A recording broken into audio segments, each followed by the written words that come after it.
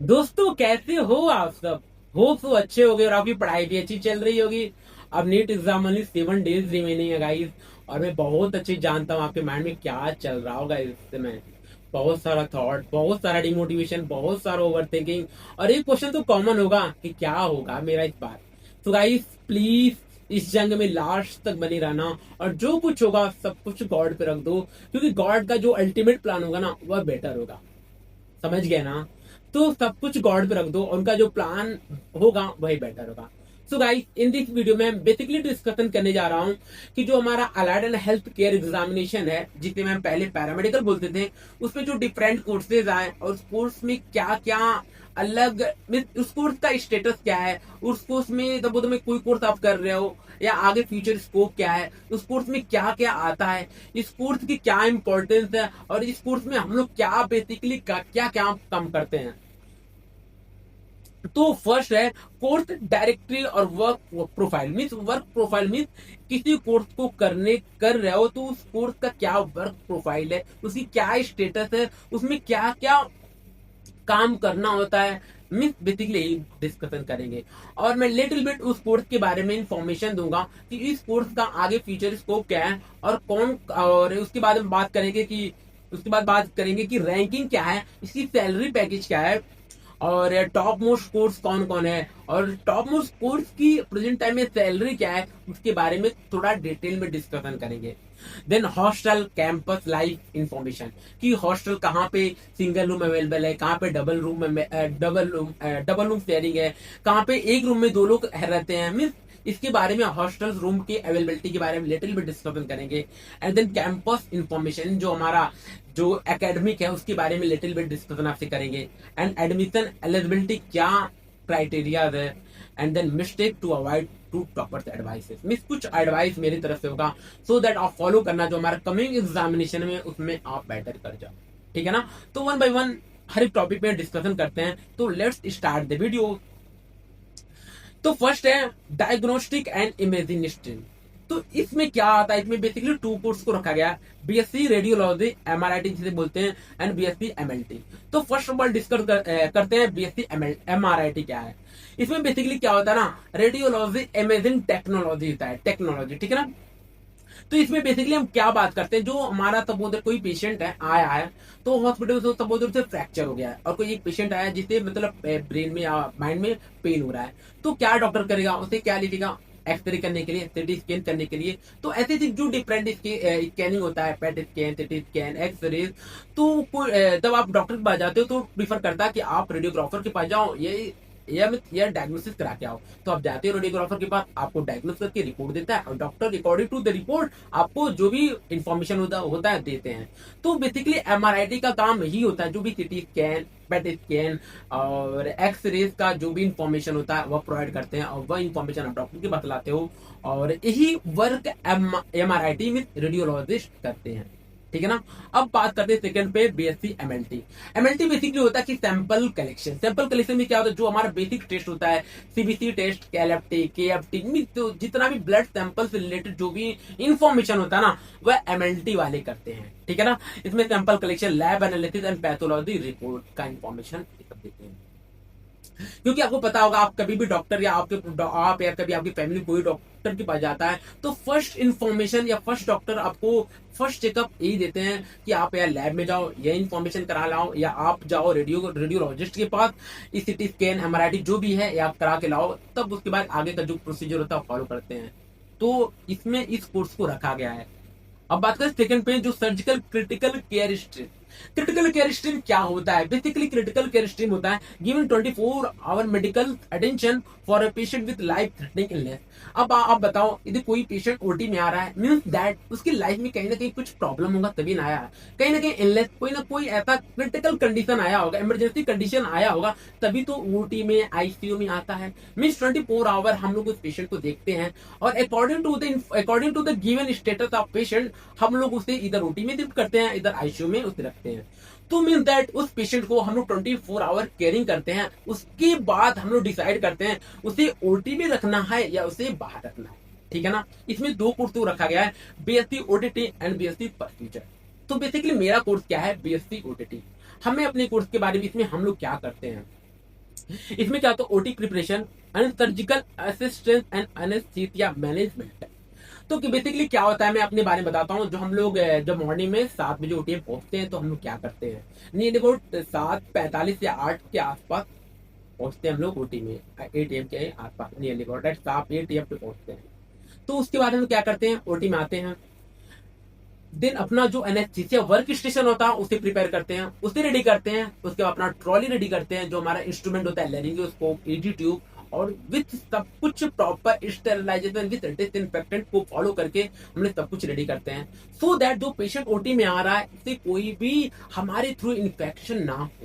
तो ये सब हम लोग रेडी करते हैं। ड्यूरिंग एनेस्थीसिया जो भी हमारा ड्रग्स होता है हम उसे अपने एनेस्थेटिक्स को देते हैं, और उन्हें हम गाइड भी बताते हैं कि ये ड्रग्स है, आप इसे प्रिपेयर करो, प्रिपेयर करते हैं। और जब इंट्यूबेशन कराना होता है तो हम लोग अपना लैरिंजियोस्कोप रेडी करते हैं, इंट्यूबेट कराते हैं। Then in between the surgeries हम लोग जो भी सर्जिकल इंस्ट्रूमेंट, जो भी इंस्ट्रूमेंट उनको नीड होता है, हम उनको इंस्ट्रूमेंट देते हैं। जो भी मशीन में कोई प्रॉब्लम हो रहा है उससे हमको बातें करते हैं और उनको रिजॉल्व करते हैं बेसिकली। और गाइस एक बात और है कि यहाँ पे हम लोग क्या क्या क्या काम होता है बेसिकली, उस पेशेंट को, जब पेशेंट हमारे हॉस्पिटल में आता है, ओटी में आता है, उस पेशेंट को टोटल केयर करना ये हमारा ही काम होता है उस ऑपरेशन थिएटर में। कि उस ऑपरेशन थिएटर में कोई भी सर्जिकली परफॉर्म होता है ना, उस बेसिकली हम लोग का रोल होता है वहां पे। देन उसके बाद क्या होता है, इंट्यूबेशन करा लिए, and then in between the surgery हम लोग सर्जिकल इंस्ट्रूमेंट प्रोवाइड करते हैं। And after the surgery completed, then extubation का टाइम आता है, तो हम फिर से हम लैरिंगोस को सब कुछ रेडी करते हैं, सो दैट एक्सट्यूबेट करा सके पेशेंट को। और देन आफ्टर पोजीशन मेंटेन करके उसे हम बाहर अगेन आईसीयू में शिफ्ट करा देते हैं। ये बेसिकली काम होता है बेसिक ओटीटी का। एंड बात करते हैं परफ्यूजन टेक्नोलॉजी में, इसमें क्या होता है, heart lung machine management. Basically दोनों कोर्स डिजाइन क्यों किया गया, इस कोर्स का डिजाइन करने का मेन मोटो यह है, यदि जितनी भी मशीन है उस मशीन को मैनेजमेंट करना, उस मशीन को देखना, उस मशीन को फाइनली, सो दैट कोई भी ऑपरेशन को सक्सेसफुल बनाने के लिए, उस मशीन को कंट्रोल करने के लिए एक जो टेक्नीशियन होते हैं, जो टेक्नोलॉजिस्ट होते हैं, उनको डिजाइन किया गया है इस कोर्स में। अब तो इस समय काफी बड़ी बड़ी मशीन आ गए हैं उस मशीन को देखने के लिए, सो दैट कोई भी सर्जरी बेटर भी परफॉर्म हो सके, कार्डियक सर्जरी एंड बहुत सारी मेनी सर्जरीज हैं, उस सर्जरी को बेटर परफॉर्म करने के लिए कोर्स को डिजाइन किया गया है। अब बात करते हैं थर्ड कोर्स में, first second third specialised care stream. इसमें क्या है, BSc optometry, BSc renal dialysis and dental hygiene and DORA. DORA में डेंटल ऑपरेटिंग रूम असिस्टेंट। इन लोग क्या करते हैं, वन बाय वन पहले डिस्कस करते हैं। First BSc optometry, vision testing, correction and primary eye care. इन लोग बेसिकली क्या काम करते हैं, इन लोग जो हमारा जो स्पेक्ट है इसको विजन टेस्टिंग करते हैं, इनका क्या पावर है उसके बारे में टेस्टिंग करते हैं हमारे ऑप्टोमेट्री। एंड सेकंड बात करते हैं renal dialysis. Renal dialysis mean operating kidney dialysis and machine for renal patient. Mean जो भी हमारा डायलिसिस मशीन होता है उसको ऑपरेट करना, उसको देखना, तो उसको कोई किडनी फिल्ट्रेशन करना, ब्लड का फिल्ट्रेशन करना, उस मशीन को टोटल केयरिंग करना, ये सब काम होता है हमारा रेनल डायलिसिस का। और वैसे डेंटल में क्या होता है, जो भी हमारे डेंटल को डॉक्टर होते हैं उनको असिस्ट करना। उस जब हमारे कोई भी पेशेंट आ रहा है डेंटल से रिलेटेड, कोई भी पेशेंट आ रहा है रिलेटेड टू द डेंटल के रिलेटेड, तो वहाँ पे वो सब असिस्ट करते हैं, या कोई नीड होता है वह सब हेल्प करते हैं इसमें डेंटल में एंड डोरा में। Means related to dental procedure, ये इनका काम डेंटल प्रोसीजर में वर्क होता है। अब बात करते हैं जो जितने भी बाकी ऐसे बहुत सारा कोर्स हैं हमारे जो मिस अलाइड हेल्थ एग्जामिनेशन में, ऐसे बहुत सारे कोर्स हैं, बट टॉप रैंकिंग का ऑर्डर पूछोगे, यह सब कोर्सेज काफी अच्छे हैं और इनकी सैलरी भी आगे अच्छी है। और फ्यूचर स्कोप का बात करें, और फ्यूचर स्कोप इस कोर्स जो हमें डिस्कशन किए, इस कोर्स की फ्यूचर स्कोप भी काफी बेटर है गाइस। इंडिया में तो इसको स्कोप तो है ही है, क्योंकि स्टेट गवर्नमेंट, सेंट्रल गवर्नमेंट और तो और बहुत सारे प्राइवेट हॉस्पिटल हैं, यह सब अपना जो एग्जाम कंडक्ट कराते हैं, इसके थ्रू आप आते हो, और इसका सैलरी पैकेज भी काफी अच्छा है। अब बात करते हैं रैंकिंग एंड सैलरी एनालिसिस, कि सपोज दैट की इतना कोर्स में बात कर ली है, अब इन सब कोर्सेज में टॉप ऑर्डर क्या है, इनकी रैंकिंग क्या है, इनकी रैंकिंग के बेसिस पे हम कोर्स को डिजाइन किए हैं, मीन्स इनकी सैलरी क्या है, पैकेज क्या है, उसके बारे में बात करते हैं। तो कोई पूछेगा मेरे से कि first order, second order, third order ranking करो, तो मेरे according in the sense overall जब इस कोर्स को डिजाइन किया according to salary, according to job package, उसके अकॉर्डिंग मैं बता रहा हूँ कि फर्स्ट रैंकिंग में रेडियोलॉजी है, नो डाउट रेडियोलॉजी काफी बेटर है, एंड इसकी सैलरी पैकेज भी भी अच्छी है। प्रेजेंट टाइम में इसकी 82 टू 85K के अराउंड सैलरी है इसकी। एंड रैंक 2 पे बीएससी ओटीटी, जो हमारा कोर्स है ओटीटी की भी प्रेजेंट टाइम में 72 75K के अराउंड सैलरी है। एंड थर्ड पे बीएससी एमएलटी एंड ऑप्टोमेट्रिक को दोनों साथ में रखा है। इन लोगों की सैलरी नियर अबाउट 70 के अराउंड होता है।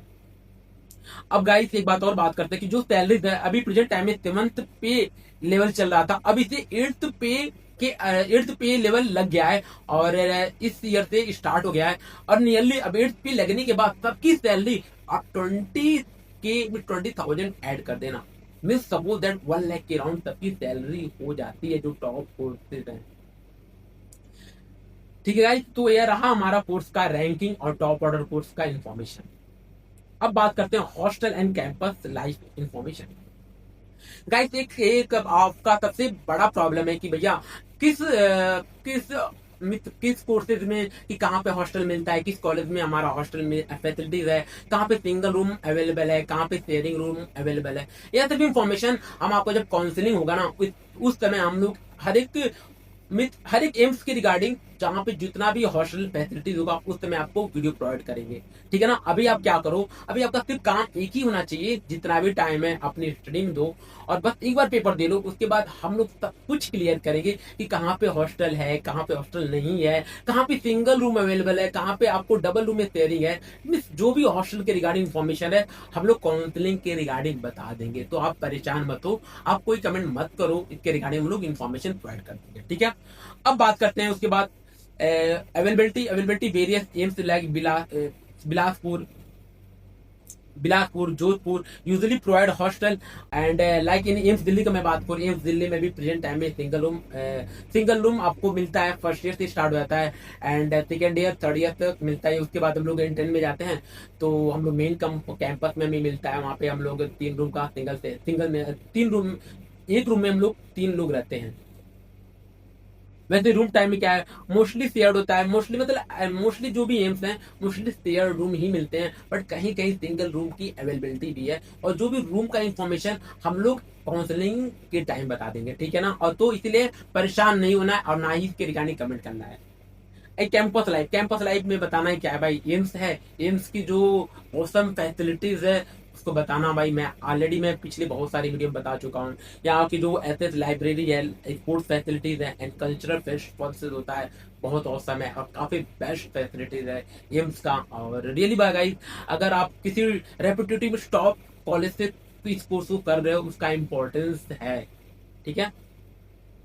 अब बात करते हैं 4th पॉइंट पे, एडमिशन एंड एलिजिबिलिटी क्या क्राइटेरिया है। एज लिमिट है मिनिमम 70 ईयर है एंड सिलेबस क्या है, फिजिक्स केमिस्ट्री बायोलॉजी एंड अब तो मैथ भी आ गया है, मैथ वालों को भी आ गया है। और सब में 30 क्वेश्चन ईच सब्जेक्ट से आता है। तो आप फिजिक्स केमिस्ट्री बायो में 30 टोटल 90 मार्क्स का होता है एज वेल एज। और नर्सिंग का बात करें, नर्सिंग में 100 मार्क्स का होता है और उसमें 10 मार्क्स एक्स्ट्रा होता है फॉर जीके के लिए। ठीक है। और एग्जाम लेवल बात करें, exam level pure NCERT level होता है और स्लाइटली बोल सकते हो नीट से लेवल कम होता है। ठीक है ना। नीट का लेवल नीट से कम होता है लेवल। बाकी आपका टोटली जो पेपर होता है टोटली डिजाइन एनसीईआरटी ओरिएंटेड होता है पेपर। तो कोई भी फालतू आप बुक करने से बेटर रेदर देन है कि आप एनसीईआरटी को बार बार करो।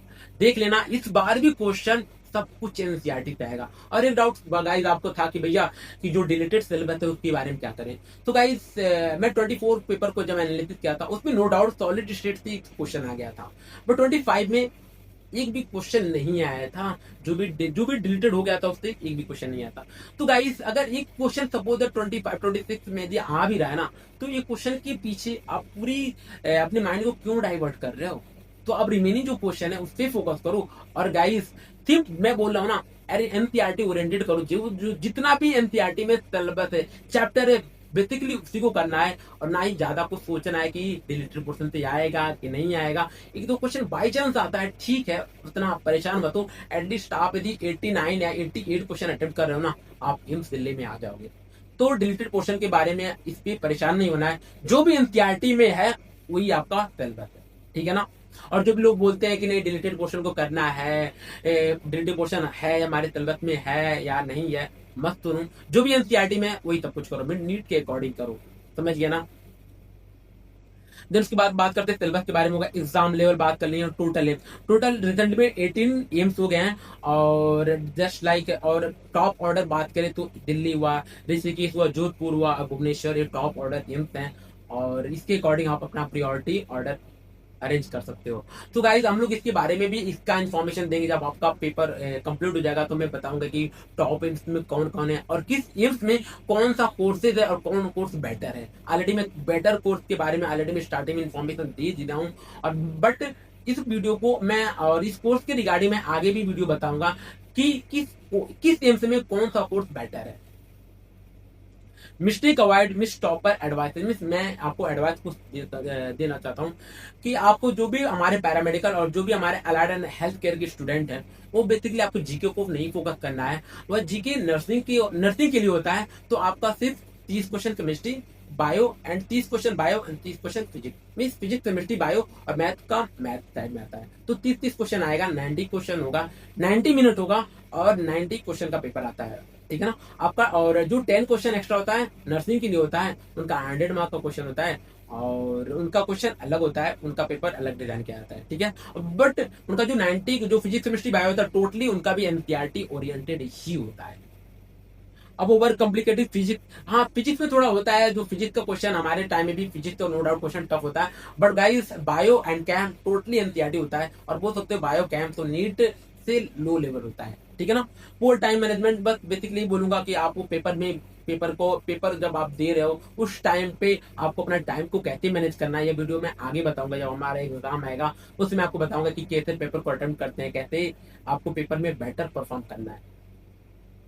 तो गाइस यार मेरा पूरा वीडियो और जो भी कोर्स के बारे में टोटल मैंने इन्फॉर्मेशन दे दिया हूँ। आपको जो भी डाउट लगे कमेंट में पिन करना और उस डाउट को हम लोग नेक्स्ट वीडियो में कवर करेंगे। तो गाइस अभी मैं फाइनली आपको ये बता रहा हूँ, और जो हमारा डेट एक्सटेंड हुआ है फॉर्म का डेट एक्सटेंड हुआ है, और जो भी हमारे न्यू व्यूवर्स हैं उनको मैं ये बोलूंगा, अगर बाई चांस आपका नीट यूजी में नंबर या सिलेक्शन नहीं हो रहा है तो गाइस प्लीज इस फॉर्म को फिल कर देना। और जो भी बोलते हैं ना, अभी मैं इसके एक वीडियो में आपके लिए लाऊंगा कि कुछ लोग ऐसे बोलते हैं कि भैया पैरामेडिकल जो हमारा अलाइड हेल्थ केयर एग्जामिनेशन है उसका कोई स्कोप नहीं है। तो गाइस मैं इसका प्रूवन दूंगा कि इसका कितना स्कोप है। अभी रिसेंटली में 600 वैकेंसीज 2024 में 25 में एंड 20 अभी रिसेंटली में आई थिंक 600 वैकेंसीज आए हैं। तो ये वीडियो में नेक्स्ट वीडियो में डिस्कस करेंगे। तो गाइस फाइनली मैं इस वीडियो को यही एंड करता हूँ और बाय बाय दोस्तों, take care and do your best, bye bye.